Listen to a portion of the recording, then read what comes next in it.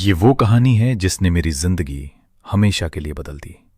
जब मैं और मेरी वाइफ माया उस फ्लैट में मूव हुए, हमने लॉन्ग टर्म लीज ली थी। 3 साल का एग्रीमेंट था। केयरटेकर ने पहले ही बता दिया था कि बिल्डिंग पुरानी है और यहाँ लोग ज़्यादा फ्रीक्वेंटली शिफ्ट नहीं करते। हमें स्टेबिलिटी चाहिए थी। नया शहर था, नई जॉब और लिमिटेड ऑप्शंस। हमने सोचा थोड़ा एडजस्ट कर लेंगे। फ्लैट ओवरऑल ठीक था, ज़्यादा फ्लैशी नहीं, लेकिन रहने लायक था। एक फ्लोर पर सिर्फ 2 फ्लैट्स थे। सामने वाला फ्लैट हमेशा बंद रहता था। केयरटेकर ने बोला था कि पिछले लोग अचानक छोड़ के गए थे और कुछ सामान यहीं रह गया था। उस वक्त हमें लगा नॉर्मल बात है। पहला हफ्ता बिल्कुल शांति से निकल गया। हमने सामान खोला, फर्नीचर सेट किया और धीरे धीरे उस जगह के शांत रूटीन में सेटल हो गए। फिर कुछ दिनों बाद एक रात को मैं एक अजीब सी आवाज से उठ गया। आवाज बेडरूम के बेड के पीछे वाली वॉल से आ रही थी। वो वॉल जो हमारे फ्लैट और उस बंद फ्लैट की कॉमन वॉल थी। पहले आवाज ऐसी थी जैसे कोई दीवार पर कुछ रगड़ रहा हो। माया मेरे पास बिल्कुल आराम से सो रही थी। उसे कुछ भी सुनाई नहीं दिया। मैंने पहले सोचा आधी रात को ऐसी आवाज पाइप्स या बिल्डिंग की वजह से होगी, लेकिन आवाज का पैटर्न अलग था, जैसे जानबूझकर किया गया हो। 2 बार कुछ घसीटा गया, फिर एक छोटा सा ब्रेक और उसके बाद 3 बार। ऐसा लग रहा था जैसे कोई भारी चीज जमीन पर घसीट रहा हो और धीरे धीरे मेरे पास आ रहा हो। फिर आवाज जितनी अचानक शुरू हुई थी उतनी ही अचानक बंद हो गई। मैं वहीं पड़ा रहा। बॉडी में अजीब सी झंझनाहट थी। कान लगाकर सुनता रहा, लेकिन बस माया की सांसों की आवाज आ रही थी। तभी किसी ने विंडो पर नॉक किया। 3 हल्की सी थप-थप, जैसे कोई शाख शीशे पर टैप कर रही हो। फर्क सिर्फ इतना था कि हमारी खिड़की के पास कोई पेड़ ही नहीं था। मैंने खुद को समझाया कि शायद कुछ और होगा, लेकिन थोड़ी ही देर में फिर से वही नॉक हुआ। 3 थप, फिर खामोशी। इस बार खामोशी पहले से ज्यादा भारी लग रही थी। मेरे हाथ मैट्रेस में धंस गए। मैं सोचता रहा उठकर देखूं या ये मान लूं कि सब मेरी इमेजिनेशन है। मैंने साइड में देखा। माया अभी भी सो रही थी। स्ट्रीट लाइट की हल्की रोशनी पर्दे से छन कर आ रही थी और उसमें उसका चेहरा बिल्कुल शांत लग रहा था। तभी एक नई आवाज आई, एक हल्की सी, किसी के सांस छोड़ने की आवाज, जैसे कोई दीवार से होंठ लगाकर धीरे से सांस छोड़ रहा हो। मेरे रोंगटे खड़े हो गए। ऐसा लगा जैसे मेरी पूरी बॉडी अकड़ गई हो। हिम्मत करके मैं धीरे धीरे उठकर बैठ गया। वो सांस छोड़ने की आवाज दीवार के दूसरी तरफ से आ रही थी, उसी शेड वॉल से जो खाली फ्लैट के साथ लगी थी। माया अभी भी सो रही थी। उसे कुछ महसूस नहीं हुआ। तभी हवा अचानक बासी सी लगने लगी। गीली प्लास्टर की स्मेल के साथ कुछ और भी था, कुछ कड़वा सा और पुराने लोहे के पाइप्स जैसा। मैंने सोचा देखते हैं आवाज कहां से आ रही है। डर लग रहा था, लेकिन ये मेरा घर था। जैसे ही मैं बेड से उतरा, मुझे लगा जैसे कुछ मेरे बिल्कुल पास से गुजरा हो। मैंने भागकर लाइट ऑन कर दी। इसी सब में माया भी उठ गई। उसने मुझे देखा। मेरे चेहरे पर डर साफ था। उसे समझ नहीं आया कि मैंने आधी रात को लाइट्स क्यों जला दी। मैंने उससे कुछ नहीं बताया। मुझे लगा अगर बता दिया तो वो और डर जाएगी। वो वैसे भी ऐसी चीजों से ज्यादा डरती थी। सुबह सब नॉर्मल था। अगले 2 दिन तक कुछ भी अजीब नहीं हुआ। माया घर सेट करने में लगी रही। शाम को जब मैं घर लौटा, माया लिविंग रूम में थी। मैंने उससे उसके दिन के बारे में पूछा। उसने रिप्लाई दिया, लेकिन थोड़ा सा डिले था, जैसे सुनने में उसे 1 सेकंड ज्यादा लग गया हो। चेहरे पर पैनिक नहीं था, बस एक हल्की सी टेंशन। सब ठीक है? मैंने पूछा। उसने पहले कहा हां, फिर रुक कर बोली, बस आज थोड़ा अजीब लगा। सुबह बेडरूम में जगह सेट करते वक्त उसे अचानक महसूस हुआ जैसे कोई उसके बिल्कुल पीछे खड़ा हो। फीलिंग नॉर्मल नहीं थी, काफी स्ट्रांग थी।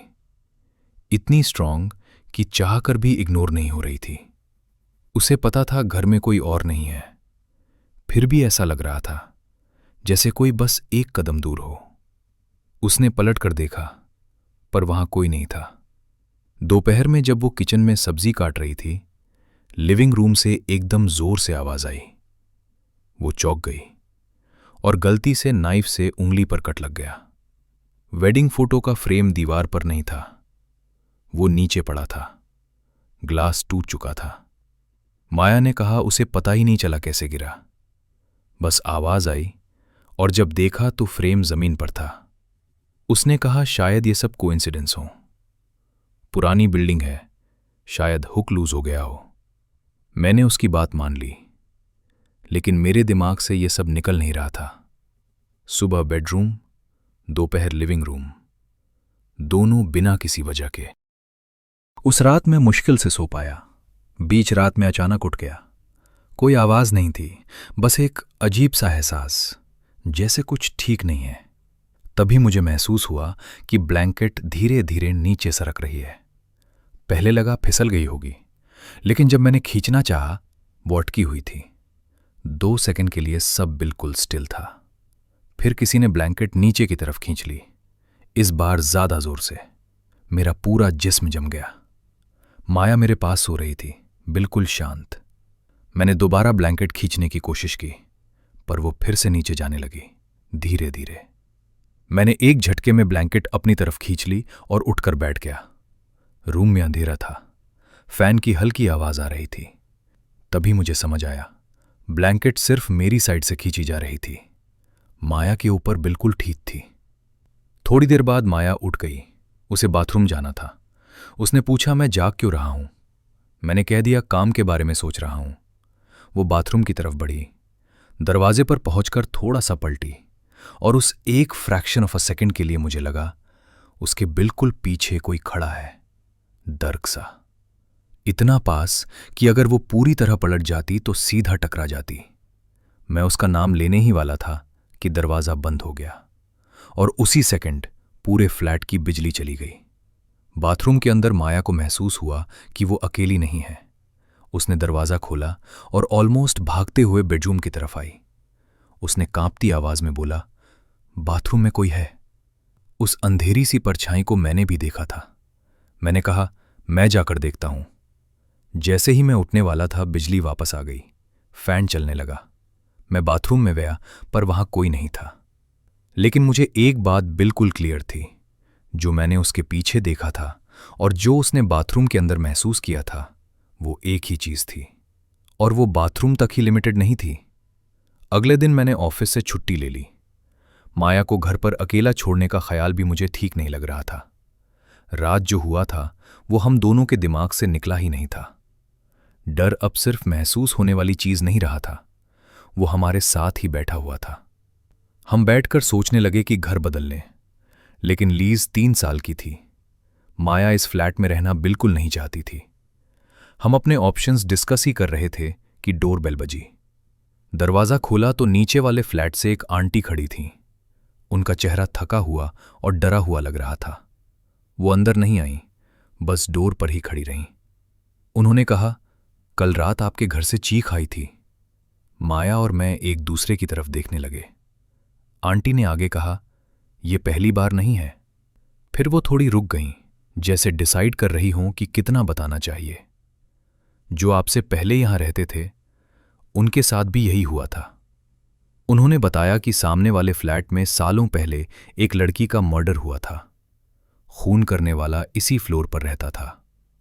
मर्डर के बाद उसने खुद भी सुसाइड कर लिया। कुछ महीनों बाद कोई नई फैमिली सामने वाले फ्लैट में रहने आई, और तब से चीखें शुरू हो गई थीं। एक रात वो फैमिली बिना कुछ बोले चली गई। कहाँ गए, किस हालत में, किसी को नहीं पता। तब से वो फ्लैट बंद है। आंटी ने कहा, उस फ्लैट के पास कोई ज्यादा जाता नहीं है, केयरटेकर भी डरता है। फिर उन्होंने बताया कि जो फैमिली आपसे पहले यहां रहने आई थी, उनकी बेटी के साथ कुछ अजीब हो गया था। वो अक्सर सामने वाले फ्लैट के बाहर बैठी रहती थी। अगर कोई उसके पास जाता तो वो उसका हाथ पकड़ लेती, और कुछ लोगों का कहना था कि वो उनके हाथ काट लेती थी।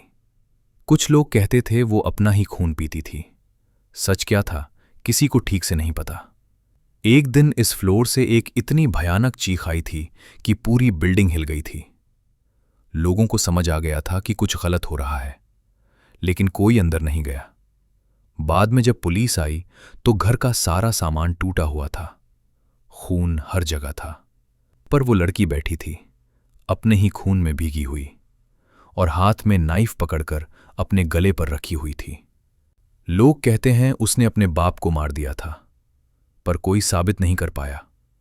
लड़की जिंदा थी जब पुलिस आई, पर वो बस एक ही बात बोल रही थी, मेरा बाप मुझे छोड़कर नहीं जा सकता। एक हफ्ते बाद वो हॉस्पिटल में मर गई। उसका बाप कभी नहीं मिला। आंटी ने धीरे से कहा, लोग बोलते हैं जो चीखें उस रात सुनाई दी थीं, वो बाप की थीं। ये सब कहकर आंटी वहां से चली गईं। वो ज्यादा देर उस फ्लोर पर रहना नहीं चाहती थीं। माया का चेहरा सफेद पड़ चुका था। उसका हाथ मेरे हाथ को और जोर से पकड़ रहा था। वो इस घर में रहने के लिए बिल्कुल रेडी नहीं थी। मैंने उसे समझाया कि जैसे ही कोई और जगह मिलेगी हम यहां से निकल जाएंगे। उस दिन हम दोनों ऑनलाइन दूसरा घर देखते रहे। थक गए थे, डर भी था। शाम को माया बेडरूम में सो गई। वो दिन भर के स्ट्रेस से टूट चुकी थी। मैं हॉल में बैठा फोन देख रहा था। तभी मुझे लगा जैसे कोई मेरे पीछे से बेडरूम की तरफ गया हो, और फिर बेडरूम से एक चीख सुनाई दी। मैं भागता हुआ बेडरूम में गया। सब नॉर्मल था। माया बेड पर सो रही थी, लेकिन कुछ अजीब था। उसका मुंह ब्लैंकेट से पूरी तरह ढका हुआ था। मैंने उसके सिर पर हाथ रखा। मुझे पता था वो बहुत डर चुकी है। मैं सोच ही रहा था कि चीख कहां से आई होगी, कि बाथरूम से किसी की आवाज आई। जैसे ही मैं बेड से उठा, माया ने मेरा हाथ पकड़ लिया। उसने कहा, मत जाओ। मैंने उसे समझाया कि देखना जरूरी है। मैं नहीं चाहता था कि वो और डर जाए। और जैसे ही मैं बाथरूम में गया, वहां माया जमीन पर गिरी हुई थी, बेहोश। मैंने पलटकर बेड की तरफ देखा। बेड खाली था। चीख माया की ही थी। मैं उसे उठाकर बेड पर ले आया। उसके सिर पर हल्की सी चोट थी। मैं बेड के पास बैठ गया। उसे कुछ ना हो जाए, यह ख्याल ही मुझे तोड़ रहा था। थोड़ी देर बाद माया होश में आने लगी थी। मैं पूछने ही वाला था कि क्या हुआ, तब मैंने सुना, दीवार के उस पार से कोई चीज धीरे धीरे घिस रही थी। और फिर एक चीख आई, बिल्कुल वैसी ही जैसी आंटी ने बताई थी। माया भी उठ गई। उसका जिस्म कांप रहा था। मैंने उसे पकड़ लिया, लेकिन आवाज रुकी नहीं।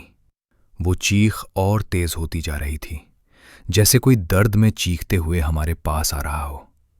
मैंने बोलने की कोशिश की, और उसी पल पूरे घर की लाइट्स चली गईं। बाथरूम से किसी के दांत कटकटाने की आवाज आने लगी। मैं और माया हॉल की तरफ भागे। सभी दरवाजे खुले हुए थे। किचन में मुझे लगा जैसे कोई खड़ा है। वो माया की परछाई जैसा लग रहा था, लेकिन माया मेरे बिल्कुल पास खड़ी थी। वो परछाई साइज में बढ़ने लगी। उसकी शेप अजीब सी होती जा रही थी। मैं वहीं जम गया। माया ने मेरा हाथ पकड़कर खींच लिया। हम अपार्टमेंट के दरवाजे तक पहुंच ही गए थे। तब हमने देखा, सामने वाले फ्लैट का दरवाजा खुल रहा था। सालों से बंद दरवाजा। अंधेरे के अंदर से पहले एक आंख दिखी, बिल्कुल काली, जैसे स्याही से भरी हुई हो। फिर एक हाथ निकला। हाथ नहीं, सिर्फ हड्डियों का ढांचा, जिसके बीच से काला पानी टपक रहा था। फिर एक लड़की बाहर आई। उसकी हड्डियां साफ टिक रही थीं, लेकिन चेहरा बिल्कुल नॉर्मल था, जैसे जिंदा औरत हो। उसके होंठ हिल रहे थे, जैसे कुछ कहना चाहती हो, पर आवाज में सिर्फ चीखें थीं। वो हमारी तरफ बढ़ने लगी। उसने एक और चीख मारी, ऐसी चीख जो कानों के अंदर घुसती चली जा रही थी, जैसे कोई सुई दिमाग में घुसा रहा हो। माया ने कहा, भागो। पर हम भाग नहीं पा रहे थे, जैसे पैर जमीन से चिपक गए हों। लड़की बिल्कुल पास आ चुकी थी। उसने अपने हाथ फैला दिए, बिल्कुल काले, जैसे खून में डुबो दिए गए हों। जब उसने कुछ बोलना चाहा, पर बोल नहीं पाई। उसकी आवाज इतनी दबी हुई थी जैसे किसी ने उसका गला दबा रखा हो। तब मैंने देखा, उसका गला कटा हुआ था, एक गहरी लकीर, वहां से खून टपक रहा था। उसकी आंखों में गुस्सा था और एक अजीब सी बेबसी। हमारी सांसें तेज हो रही थीं। माया का हाथ मेरे हाथ में था। लड़की ने कहा, यह तुम्हारा घर नहीं है। आवाज अब बिल्कुल साफ थी, जैसे कोई और उसके जिस्म से बोल रहा हो। उसने एक कदम और आगे बढ़ाया। तभी हमारे पीछे से एक और चीख आई। माया ने मेरे कंधे पर हाथ रखा। वो तुम्हारे पीछे खड़ी है। मैंने पलट कर देखा। एक और औरत, बिल्कुल वैसी ही, लेकिन इसका चेहरा टूटा हुआ था, जैसे पत्थर से कुचल दिया गया हो। बाल खुले थे, मुंह से खून बह रहा था। उस औरत ने माया को पकड़ लिया। माया चीखी, पर आवाज बाहर नहीं निकली। उसकी आंखें फैल गईं, जैसे कोई उसके अंदर से उसे दबा रहा हो। तभी सामने वाली लड़की ने फिर चीख मारी। उसका गला और खुलने लगा, जैसे कोई अंदर से उसे काट रहा हो। खून उसके होंठों से बह रहा था।